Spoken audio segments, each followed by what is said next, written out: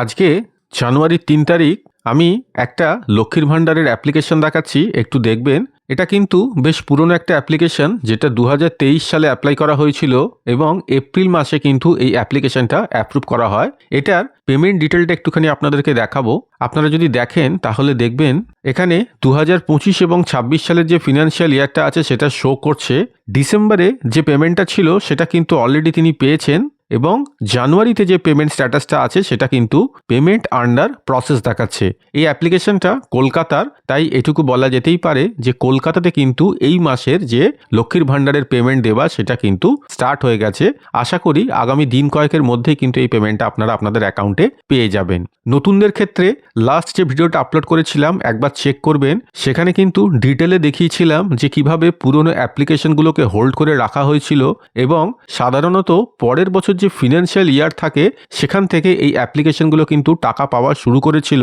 হয়তো নতুন যে এই ফিনান্সিয়াল ইয়ারটা আসছে, এই যে 1 এপ্রিল থেকে, হয়তো তার আগে কোনো বাজেট সংক্রান্ত বা টাকা অ্যালটমেন্ট ইস্যু সংক্রান্ত কোনো রকম প্রসিডিওর থাকলে সেগুলো কমপ্লিট হবে এবং এপ্রিল থেকে হয়তো আমরা পেমেন্ট পেতে পারি।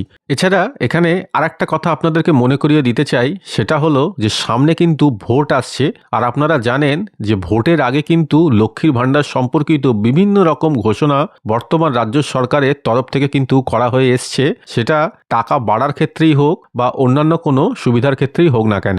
তাই এখনও কিন্তু আমরা আশা রাখতে পারি যে যারা নতুন আবেদন করেছেন, হয়তো ভোটের আগে বা আমি যেমন লাস্ট ভিডিওটায় বলেছি একটুখানি চেক করবেন, পরবর্তী যে ফিনান্সিয়াল ইয়ারটা আসছে মানে 1 এপ্রিল থেকে, তার আগে বাজেট সংক্রান্ত কোনো ইস্যু থাকলে সেগুলোকে মিটিয়ে পেমেন্ট দেওয়া হয়তো স্টার্ট হলেও হতে পারে।